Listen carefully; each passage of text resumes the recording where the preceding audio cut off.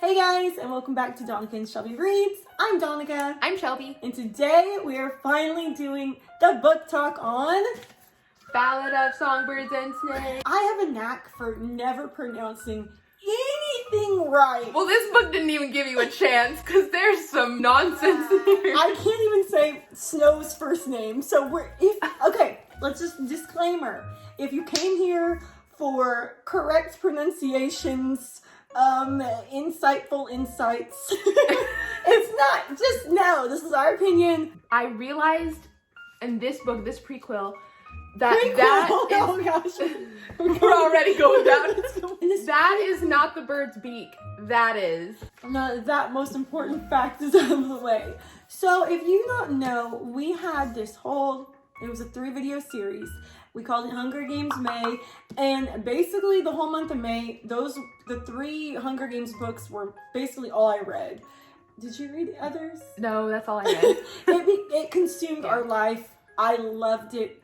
Shelby had never read. I had read the trilogy once before, 10 years ago. It was incredible. Now, that will kind of go into my thoughts on this book. We'll start with, let me just do a brief rundown of what this book's about, and then spoilers abound after that. We go into like what we rated it and stuff. Okay. Are you okay? I'm thinking of like, how are we going to structure this video? No, there's no structure. I mean, there's no structure. Okay. So in the Ballads of Songbirds and Snakes, this is the prequel to the Hunger Games trilogy. I believe you could read this before the trilogy. You won't get as much from it, but definitely it doesn't really have spoilers or anything. This definitely could be read on its own, before, after, etc. So we are following Coriolanus Snow, President Snow, but in this book he is in his late teens, I would say, and this takes place in the year of the 10th annual Hunger Games. So in this year, this is only 10 years after the big war. The capital is a shell of itself. It's nowhere near what we see in the Hunger Games trilogy. So in this year, they're trying to basically spice the games up, and they're slowly becoming more of what we see in the Hunger Games trilogy. So Snow and 23 of his fellow classmates are, for the first time ever, going to be mentors to the kids in the Hunger Games. So basically in this book, we're just following him throughout the games, and a little bit onward, we're meeting new characters. You're kind of seeing slight evolution of Snow. Like, I don't think he's ever a good guy, but you're kind of seeing where he almost had a hint of humanity at one point, and then you see kind of what leads him astray. That's the non-spoiler part. Go ahead, we'll just hit him where it hurts. Give me your rating. Okay. Honestly, I rate this book a solid 3. Ooh. Yeah. You're usually the one where I'm like, it's a 1-star. And she's like, what? And I'm like, oh, 5-star framing this cover of this book. And I'm like, no stars, negative, black hole. To sum up why I gave it a 3, I get why the book, like, I get it. I get the background it gives us. I get the insight. But then at the same time, it fell a little flat in some aspects. This is Did the we first both? time we're almost on the same page. I gave this a 3.5. It got that little half because you know how much I love this world. Like, I was biased to it, and I just couldn't just give it a solid 3. Just to be in the world again. Let me just put it this way. If you love Harry Potter, and if you read the book, The Cursed Child, wowie wowza. That was like, I wish I could go back in time and never read that. Whereas with this one, I'm like, I was happy to be in the world again, you know? Oh, I was too. So I was happy this was written, but there's problems. Okay, do you have notes, or you're just gonna... They're all in my brain. Okay, we'll start with just the big, right off the first page, the big shock. You're reading and you realize Tigress is his cousin. Oh, yeah. I wanted to text you and be like, this is a spoiler warning, but oh my gosh. Yeah, that is his makes her hiding out, Katniss and all her friends. And there's a specific point in the book where Tigress is like not about to let him in, and she's like, I'm gonna kill Snow. And it says like her mouth curls up and she's like, come on in. And we see what she's become in those books and what she must have gone through. Okay, and see, this is problematic point number 1. They're almost has to be a second book written. We never... Is the second book getting written? I don't... It hasn't been announced, but I almost was thinking the other day, this should be called the Ballad of... Conjectures and question marks or something. Because, like, we see Tigress. We don't see the story of...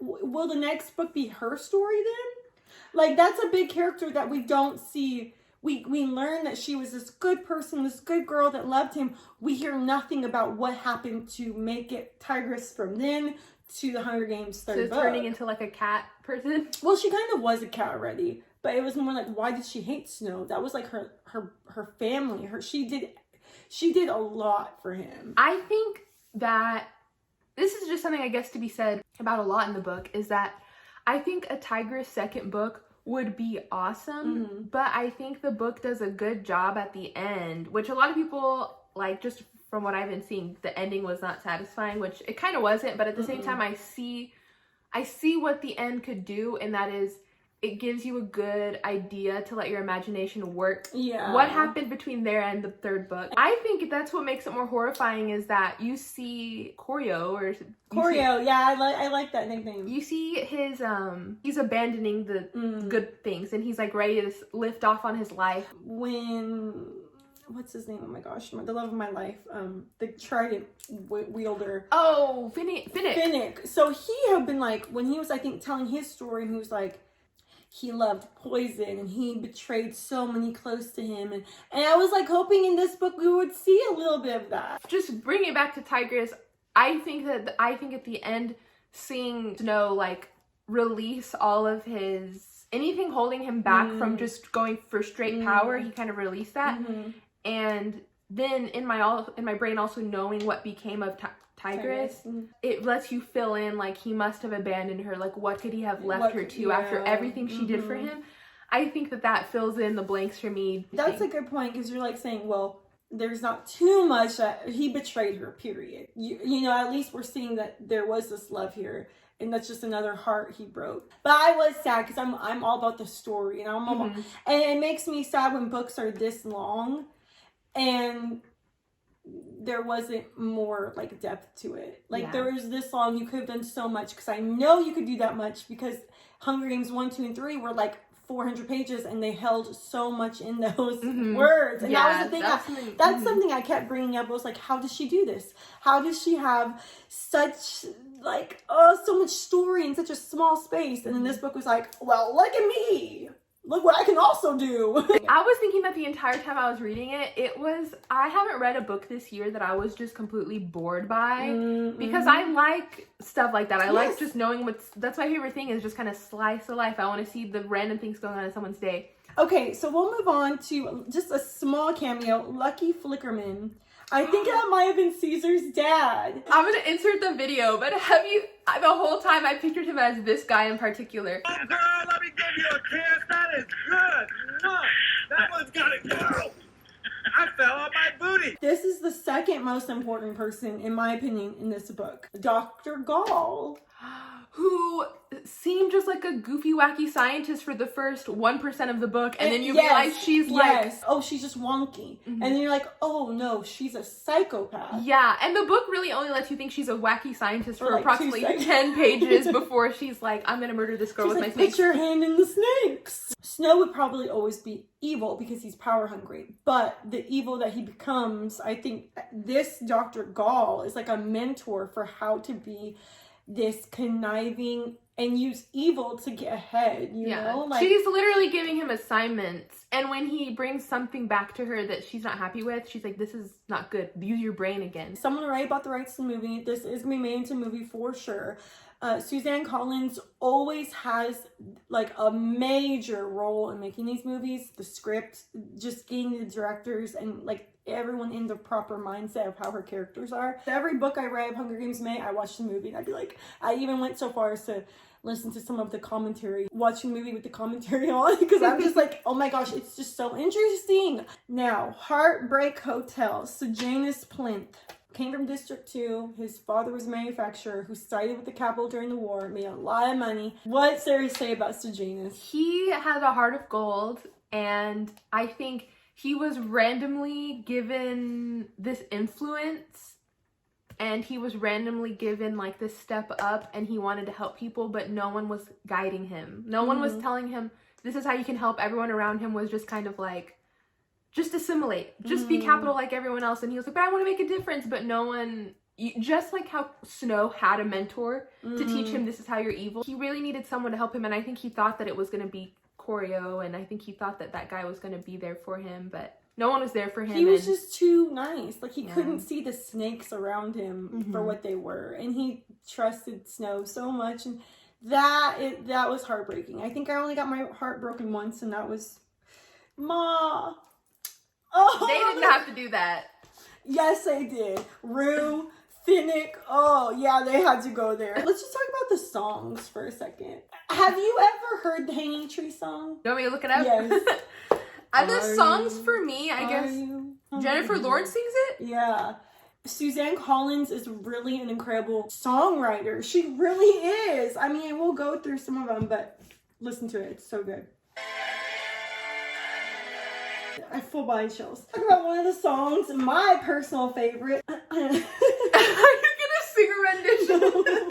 Lucy Gray, who's part of the Covey. The Covey are a band of traveling musicians, and they almost, it seems like, got trapped in District 12 once the war ended, and they just had to stay there. And so they're trying to make their living. Thinking you'll change me, maybe rearrange me. Think again if that's your goal, because you can't take my sass. You can't take my talking. You can kiss my ass and then keep on walking. Nothing you can take from me was ever worth keeping. You know what? I take it back 5 stars just for that. What am I thinking? Why did I give it 3.5? It's so good. Just talking about it, I'm like, if you had just read this for the first time before reading the trilogy, you would have missed out on so many little things. Right in the beginning, he says, his mind could fixate on a problem and not let it go. It's a bad habit that blinded him to other things that could harm him and would likely lead to his undoing if he couldn't learn to outsmart it.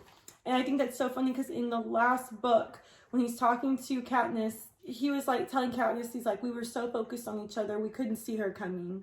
And that I think was foreshadowing that it did end up being his demise. He could not stop fixating on Katniss. He didn't even see District 13 coming in, and that ended up being his demise. They outsmarted him. So I think that was like on the first couple pages, and I was like, oh, okay, I like that little foreshadowing. Isn't it so weird that like all of the evolution of the games almost came from like this year, and it was all Snow's ideas? And to find out that the game started because of his dad, actually, really, if you think about it. He submitted that assignment. And once again, screwed over a friend, and that's why that one guy hated him so much, because he was like, look at the hell that you have put me in, you and your father, y'all are one and the same. The Capitol, wow, it was so interesting seeing how, because when we see him in the trilogy, they're like, oh my goodness, everyone's can't get enough food to eat, they're wearing they're all like crazy looking, because everything is about like being too much, we can't get enough of anything.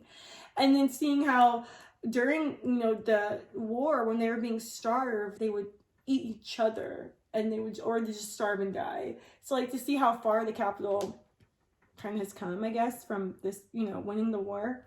I think one thing that really unsettled me and kind of put a bad taste in my mouth over this book, I think the climate we're in right now, just the way the world is, it's very dark times, especially for race. And I just couldn't help but see the 12 districts as minorities.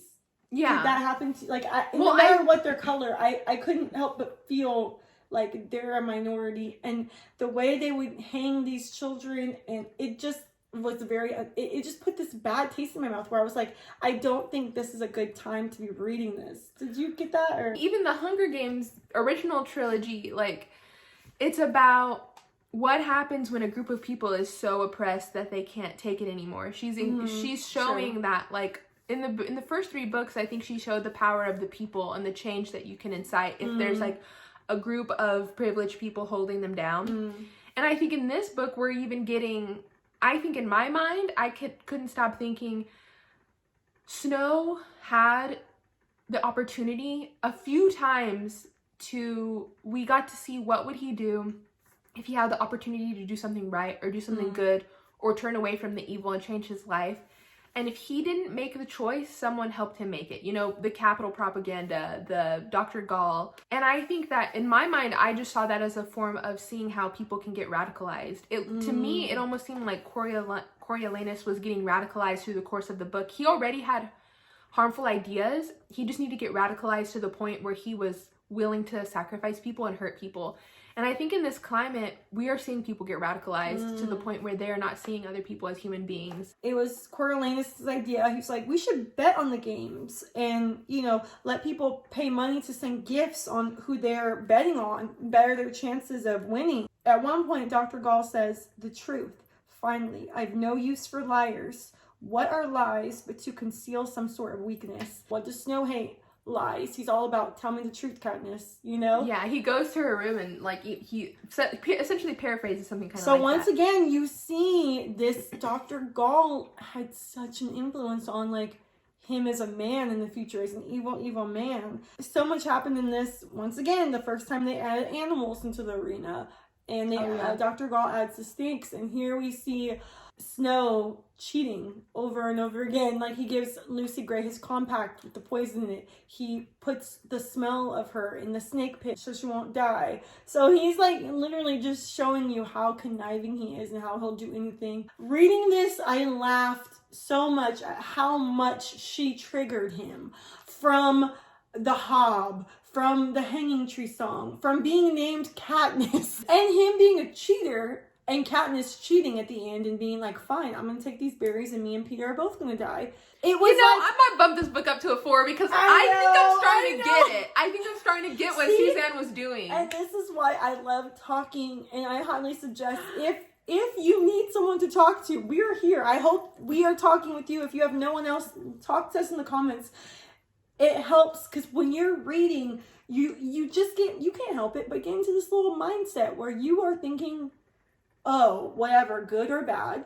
And then once you start talking about someone else, you're like, wait. I think it's crazy because I just realized how many things because in the original trilogy, I was so firm in saying like Katniss is not, she's not like some superhero. She's just a person and she's doing the best she can and like the people are the uprising or whatever. But this book it like further empowers Katniss in the trilogy because you get to see she was doing the best she could and she didn't even realize that she was doing even better than that because look at everything she represented to Snow. Everything that made him feel when I was a boy and I had a choice to not be this evil piece of crap. And he thought he was in love, but he loved someone in the arena. You know, like. And one thing, since we're on the subject, I was getting so mad because even when he says I love, it was a lot of I own her. Yeah, She's he was mine. very weird. It was very controlling, so in the end when Lucy Gray's like, nothing owns me. And yeah, the whole book, the main conflict of this book, which he brings up I think only 2 times, that he is saying, if being good means being poor, it's okay. Like I'll be okay. I just have to figure out how I can be good and poor. Because he's like, the alternative is being rich and losing my soul, which at the end we know what he picks. It's almost like he did consider being good, but to him that meant being poor. And he just had too much pride. Pride goeth before the fall, right? And I don't know if you were going to touch on this later. When he got out of the river and like the things that were destroyed in his pockets and the thing that stayed. Did you catch on that? I don't know. Tell me. Well, when he got out of the river, he went into the river with the pictures, his mother's powder from her compact, and his dad's compass. But when he got out of the river, the powder had dissolved, and he threw it in the trash. The pictures were stuck together. He threw them in the trash, and he goes, this is the only thing I can still use. It still works. Like, the only thing he had left was his dad's compass. He kind of tossed everything else that...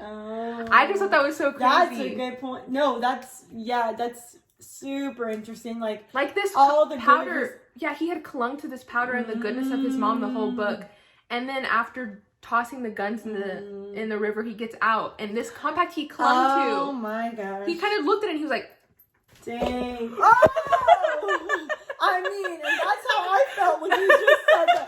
I feel like I don't know enough about what a sociopath is to say that that's what he was, but it was just so creepy for me to see him in the book I'm gonna tell this girl this thing that I don't believe. Like, he literally would be like, I don't believe what I'm saying, but I'm gonna tell this girl that I believe in her. But he would, oh yes, like, he'd always be like, I'm Yes. just gonna say this to make this person feel good, but I don't believe it. They're an idiot. to Like, poor Sejanus, he would do Yeah. that a lot. Like he's like, oh, he thinks I like him. That's every a good time point. he talked to someone, he'd say why he thought they were useful to him or why they weren't useful to him. Yeah, so Janus would always be like, thank you, Coriolanus. I was thinking, or Kate Coriolanus, my head was all messed up. I'm gonna take into consideration what you said.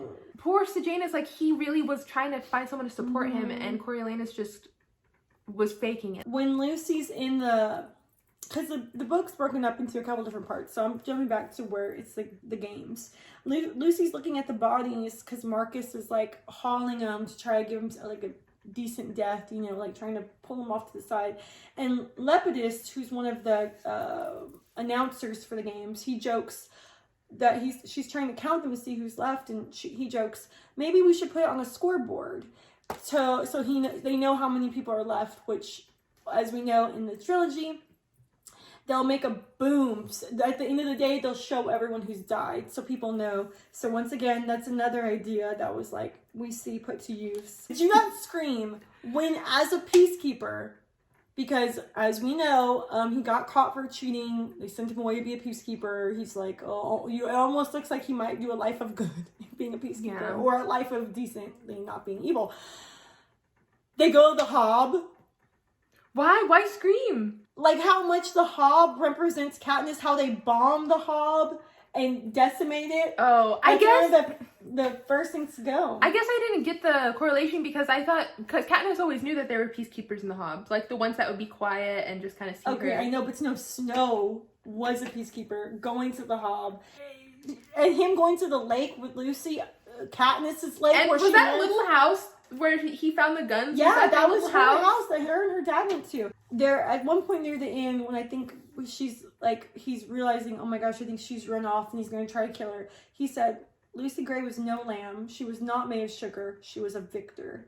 And I was like, that's amazing. Because as you know, these victors are like the embodiment of survivors and symbols. And Snow, you can see he's known since the 10th Hunger Games.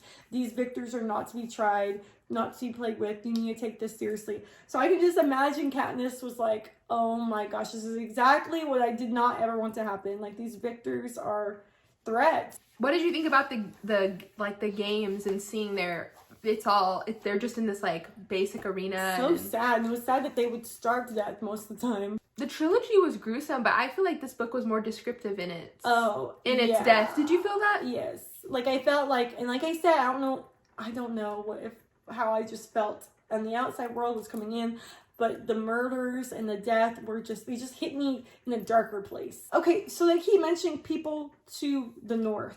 It's brought up a couple of times. They're trying to get to the north where there's people. That's like a whole story in itself, it seems like. Who are these people? Are there even people? Is it just like a fantasy? But it is mentioned a couple times that they're trying to get to these people to the north. And if this is America, you know, the capital and its districts are in this little area, so there could be people somewhere else. Is that a story that needs to be told in the future? There's that one point where Coriolanus is in the train and they're going and he sees like the old decrepit towns and he's like, this used to be North America, and he was like, I can't imagine how amazing it must have been back then, like a whole nation filled with capitals. And that was a point where I reflected on what we were going through right now. The dynamic of the capital kids too, a lot of them were not evil. They did not take joy in this yet. You see the kids in, well, I'm thinking specifically of the like first or second movie, where they are buying toys outside of the like watching the Hunger Games, and they're pretending to kill each other. And it's all a game to these capital kids. But here, they don't take joy in it. They're like, this sucks, you know? Like, this is not fun. We don't like doing this.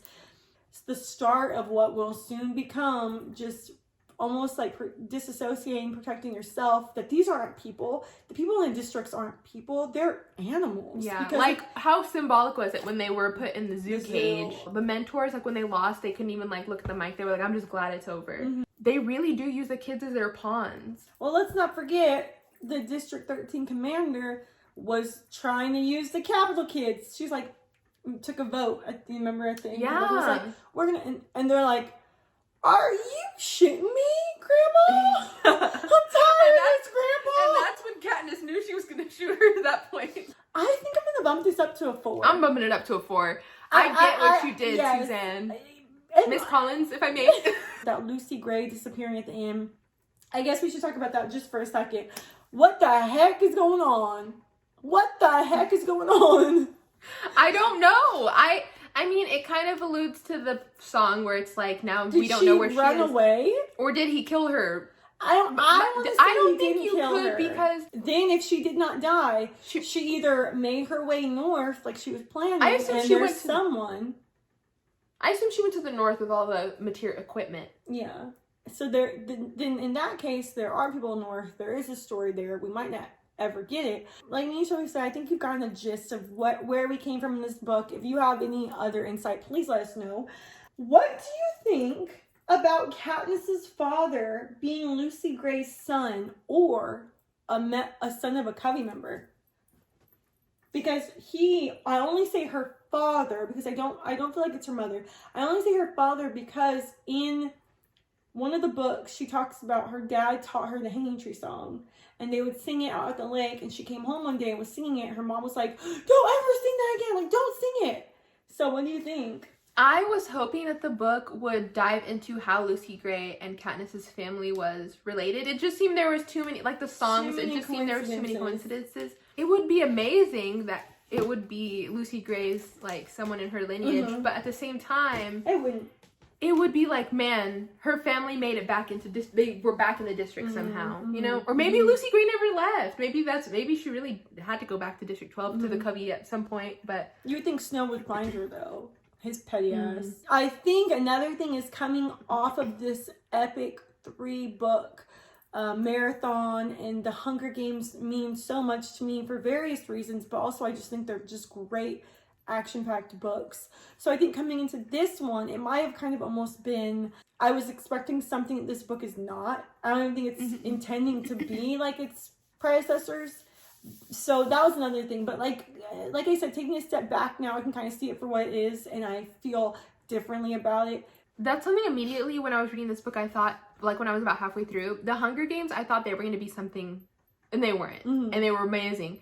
This book, I thought it was going to be something, and it was not. And I think Suzanne Collins always has something to say. Like in the first 3 books, I really wanted it to be a love story. And I kind of made it one the entire 3 books. With you and Peeta. No. But Suzanne Collins, I think she knew the majority of people would do that. And she did put that beautiful romance in there. And it had a great ending for the romance, I think. But it was more than that. And I think for this book, a lot of people were looking for more of like the traditional Hunger Games story. And we didn't get it because Suzanne Collins wanted to do something else with the story. I think her stories always have a purpose. And I think we might have kind of been talked through a little bit about what she was trying to get at. Something that I thought was, could we have gotten the same things we got from this book if it was told from another narrator? Because I think a lot of people don't like following Snow, whether it's because I don't care about this guy, he's evil, I don't want to sympathize with him, or people are like, man, Snow was a really boring character to follow. A lot of people said they wish that they had seen Haymitch's games, which I think would have been great, but then how many people would say, this is just another Hunger Games book? Yeah. But with Haymitch. Like you said, and I think you've opened my eyes more to what story she was trying to tell. I can't picture a character who would have done the same, but Suzanne is very creative, and I think she could have done it with a different character, honestly, but I'm not disappointed that I read it. And if we get even like a novella of Tigress, that would be just 150 pages. I would be very disappointed if there was another book and it's his next 20 years or something. And the fact that she stayed so kind and compassionate. She was put in the same circumstances in Snow, and she didn't turn into an evil person. But I think that's all from us for right now. Thank you so much for watching. If you are interested in watching our Hunger Games May series, I will link that down below. If you have anything else to add, please feel free to add it down in the comments, because I'm so interested in hearing what everyone else thinks about it. And don't forget to like, comment, and subscribe. It helps us out. Can I be the audio in the background? Okay guys, but until our next video, we will talk to you next time. Bye! Yeah, I'll put this will be, no, this clip will be playing in the background while thank you for watching.